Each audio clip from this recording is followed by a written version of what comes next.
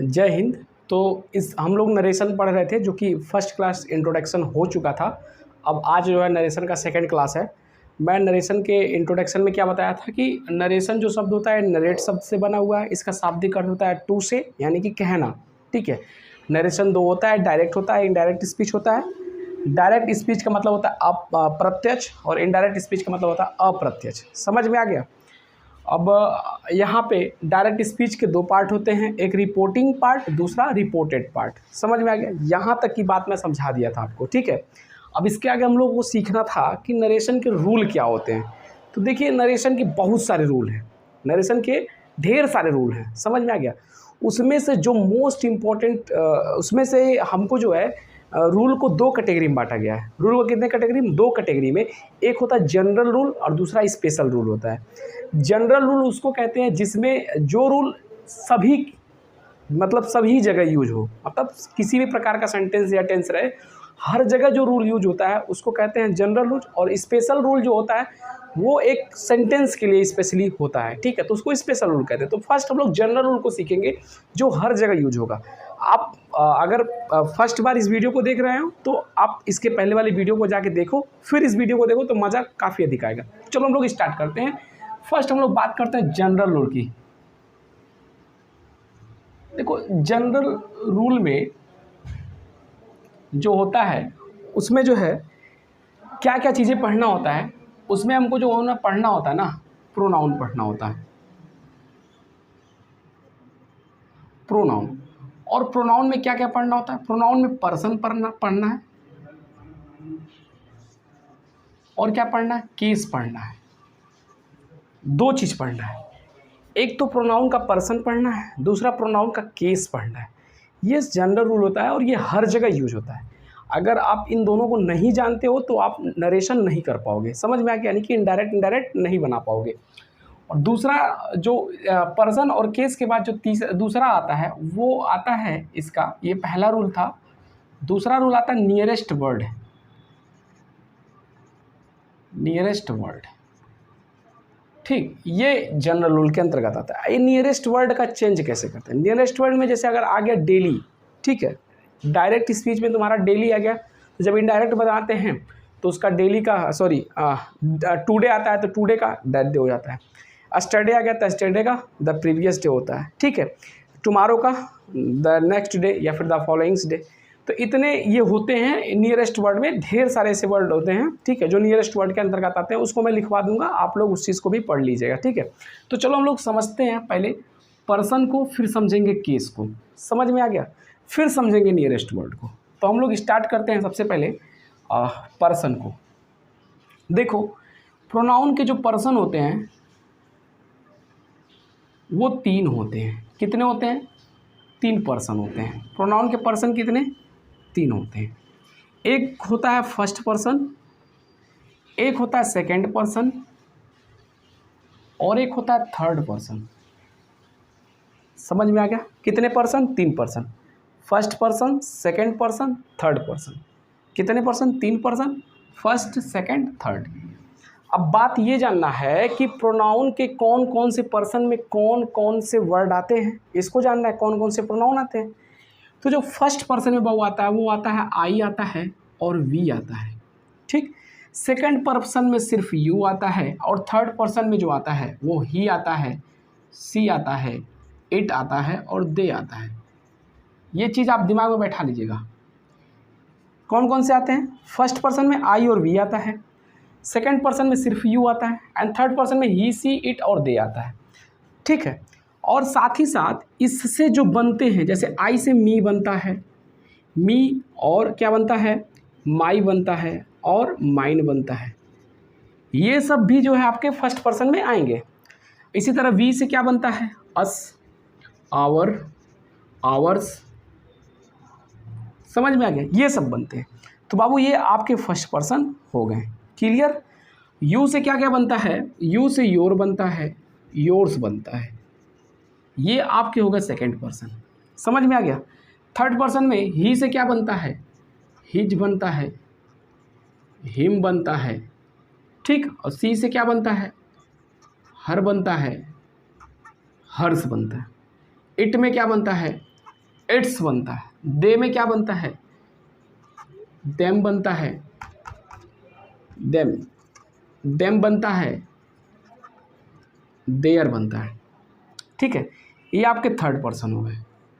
आपको ये याद रखने हैं, फर्स्ट पर्सन और सेकंड पर्सन। देखो बाबू क्या है, नरेशन का एक शॉर्ट ट्रिक है पर्सन याद करने का, इसको आपको याद नहीं करना है, थर्ड पर्सन याद नहीं करना, सिर्फ आप इसको याद करके रखिए। फर्स्ट पर्सन में आई भी से बनने वाले भी, और सेकंड पर्सन में यू, योर, योर्स। समझ में आ गया? तो सेकंड पर्सन वैसे दिख रहा है यू, योर, योर्स, और फर्स्ट पर्सन में I, me, my, mine, we, us, our, ours, ये सब हैं आपके फर्स्ट पर्सन। ठीक, तो ये पर्सन आप ब्रेन में रखिएगा। ठीक, अब इसके बाद हम लोग को सीखना है केस। क्या सीखना है? केस। जो केस होता है वो बाबू 3 होते हैं। केस कितने होते हैं? 3। एक होता है subjective case, objective case, possessive case. इन्हीं वर्ड को जो है केस के रूप में करना जो है आपका केस कहलाता है। समझ में आ गया? केस के रूप में, जैसे subjective case, objective case, possessive में रखने का जो स्टाइल होता है वो चीज़ें यहाँ पे पढ़ना है केस में। सबसे पहले जो है केस पढ़ने से पहले थोड़ी सी बात को हमको यहाँ सिखा देनी है आपको कि इसका यूज कैसे करते हैं हम लोग। ठीक है, तो इसके यूज के लिए उसमें जो है मैंने आपको बताया था कि जो डायरेक्ट स्पीच होता है उसके 2 पार्ट होते हैं। क्या क्या होते हैं? 2 पार्ट होते हैं। एक पार्ट जो होता है वो रिपोर्टिंग पार्ट होता है,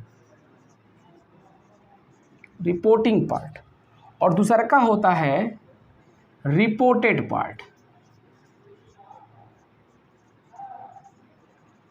समझ में आ गया? एक रिपोर्टिंग पार्ट होता है, दूसरा रिपोर्टेड पार्ट्स होता है। आपको पता है किसी भी, देखो रिपोर्टिंग पार्ट एक अलग सेंटेंस होता है, रिपोर्टेड पार्ट एक अलग सेंटेंस होता है। जैसे ही सेड टू मी, क्या मैंने लिखा? He said to me. ठीक, यहाँ पे लिखा, और ये क्या लिखा? You are my teacher. देखो बात को समझना अभी। तो देखो यहाँ पे रिपोर्टिंग पार्ट में भी एक सब्जेक्ट है और एक ऑब्जेक्ट है कि नहीं है? क्लियर? रिपोर्टेड पार्ट में भी एक सब्जेक्ट है और एक आपका ऑब्जेक्ट है। यहाँ तक की बात क्लियर हो गई? तो मैं यहाँ लिख दे रहा हूँ कि एक सब्जेक्ट रहेगा और एक आपका ऑब्जेक्ट रहेगा। क्लियर? इसमें भी क्या होगा? सब्जेक्ट रहेगा और क्या रहेगा? ऑब्जेक्ट रहेगा। ठीक है, ये सब्जेक्ट और ऑब्जेक्ट, सब्जेक्ट ऑब्जेक्ट दोनों में सब्जेक्ट ऑब्जेक्ट होगा, इसमें भी आप सब्जेक्ट ऑब्जेक्ट होगा। बात देखो इसका यूज कैसे करते हैं। देखो रिपोर्टेड पार्ट का जो सब्जेक्ट या ऑब्जेक्ट, यानी कि कुल मिला जुला के रिपोर्टेड पार्ट में अगर कोई भी नाउन आता है तो उसको बदलते हैं इनडायरेक्ट करते समय। रिपोर्टेड पार्ट में कोई भी प्रोनाउन आएगा, ये सब उसको हम लोग बदलते हैं जब उसको इनडायरेक्ट में चेंज करते हैं। कैसे बदलते हैं इस चीज़ को सीखो। जैसे अगर मान लो कि रिपोर्टेड पार्ट में कोई फर्स्ट पर्सन का प्रोनाउन आ गया, इनमें से कोई आ गया, तो इस फर्स्ट पर्सन के प्रोनाउन को, जो फर्स्ट पर्सन का प्रोनाउन होगा, अगर मान लो कि रिपोर्टेड पार्ट में कोई फर्स्ट पर्सन प्रोनाउन आ गया, कौन आ गया? फर्स्ट पर्सन प्रोनाउन आ गया, तो इस फर्स्ट पर्सन के प्रोनाउन को बदलने का जो काम करता है वो करते हैं हम लोग रिपोर्टिंग वर्ब के सब्जेक्ट के अनुसार। फर्स्ट पर्सन का कोई प्रोनाउन आ गया अगर इस रिपोर्टेड पार्ट में, तो उस रिपोर्टेड पार्ट के प्रोनाउंस को, ठीक है, हम लोग रिपोर्टिंग पार्ट के सब्जेक्ट के अनुसार बदलते हैं। अब ये बात पच नहीं रहा होगा, समझ नहीं आ रहा होगा कि ये क्या बोल दिया इन्होंने। ठीक है, अभी समझ में आ जाएगा। पूरी बात को ध्यान से पहले सुनो। क्या चीज़? रिपोर्टेड पार्ट का कोई भी अगर प्रोनाउन, फर्स्ट पर्सन का प्रोनाउन यहाँ आता है, उसको हम लोग रिपोर्टिंग पार्ट के सब्जेक्ट के अनुसार बदलते हैं। ठीक, कैसे बदलते हैं? जैसे मान लो कि देखो यहाँ रिपोर्टिंग पार्ट में एक सब्जेक्ट आया था, क्या एक वर्ड आया था फर्स्ट पर्सन का, आया है कि नहीं आया? आया है। माई आया है ना। अब जब इसका इनडायरेक्ट हम लोग बनाएंगे तो इस माई को हम लोग चेंज करेंगे। किसके अनुसार चेंज करेंगे? ही के अनुसार चेंज करेंगे। किसके अनुसार चेंज करेंगे? ही के अनुसार चेंज करेंगे। तो हमारा ही क्या है? सब्जेक्ट है। सब्जेक्ट के अनुसार चेंज करेंगे। सब्जेक्ट क्या है? हमारा ही है। अब यहाँ पे जब लिखेंगे, इसका नरेशन जब बनाएंगे तो क्या बनाएंगे? He told me that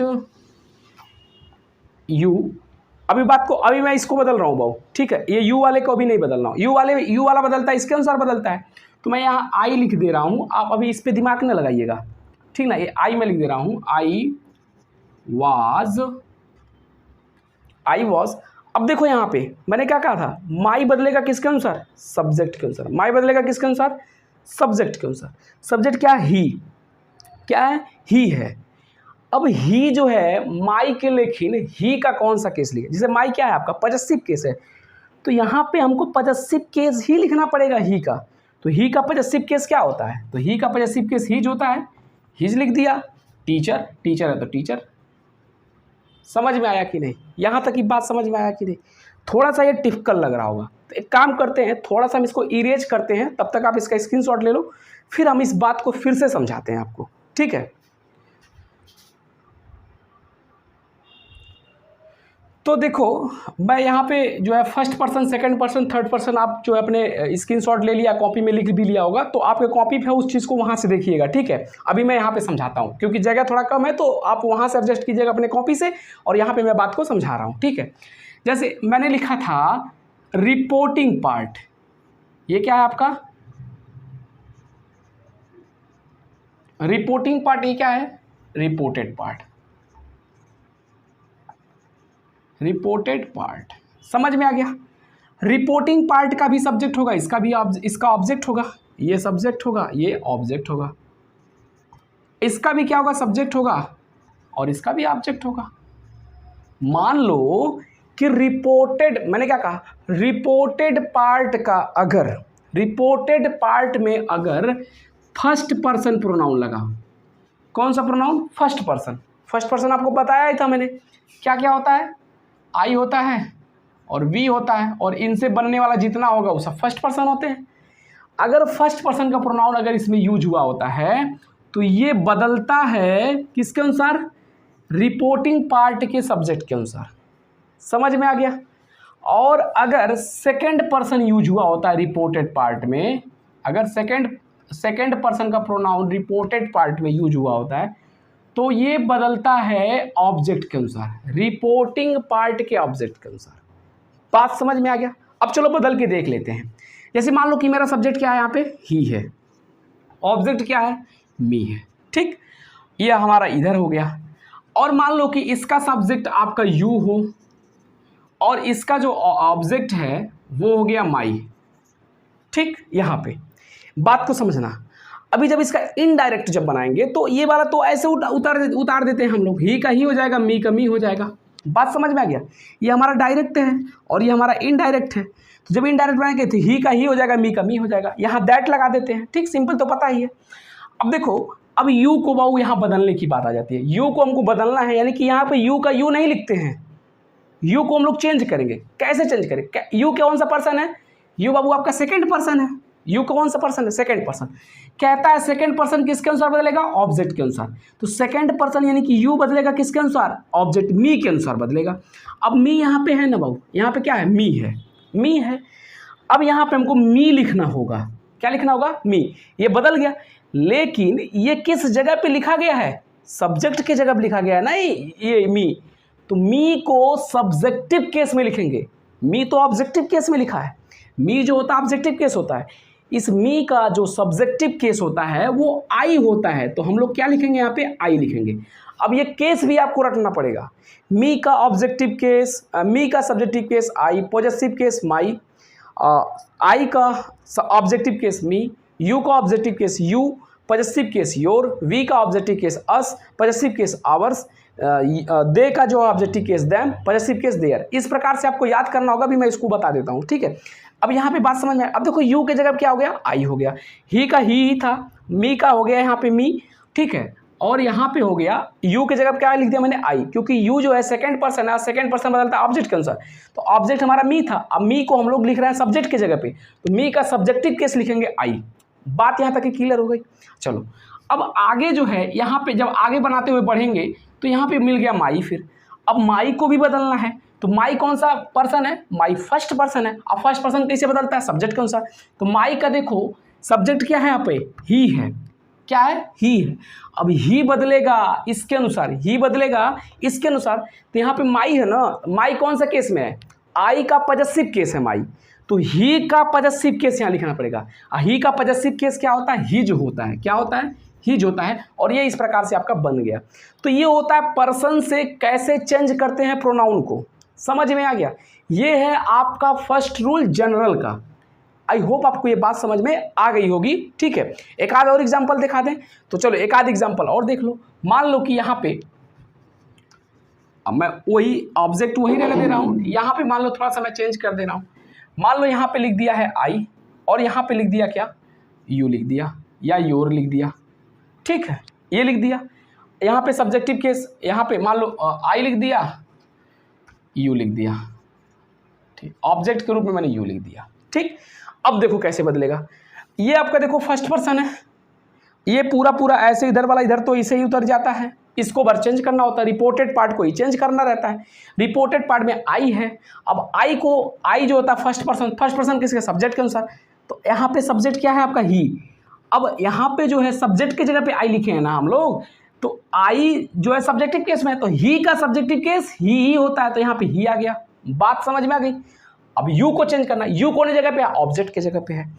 you कौन सा पर्सन है, सेकंड पर्सन है, किस जगह पे, ऑब्जेक्ट की जगह पे। कौन सा पर्सन है, सेकंड पर्सन, तो यू बदलेगा किसके अनुसार, ऑब्जेक्ट के अनुसार, तो यू जाएगा ऑब्जेक्ट के पास, ऑब्जेक्ट देखने पे मिला मी। अब मी जो है यहाँ यू ऑब्जेक्टिव केस में लिखा है, तो मी का ऑब्जेक्टिव केस मी होता है, तो यहाँ पे मी हो गया। तो आपको केस भी पता होना चाहिए। तो यहाँ पे पूरी बात समझ में आ गई कि नहीं, ठीक है। तो दोस्तों वीडियो काफ़ी ज़्यादा लंबा हो रहा है, ठीक है, आप धैर्य बनाए रखो, ठीक है। देखो कोई भी चीज़ बाबू जल्दीबाजी में नहीं आता है, ठीक है। हर चीज़ पढ़ने के लिए स्टेप बाय स्टेप पढ़ना होता है। जैसे मान लो अगर घर बनाना है, तो उस घर में अचानक से छत नहीं लगता है, अरे उसका जो है फाउंडेशन बनता है, नींव बनता है, फिर उस पर ईंटा लग के दीवार चलता है, फिर जाकर के उस पर छत लगता है।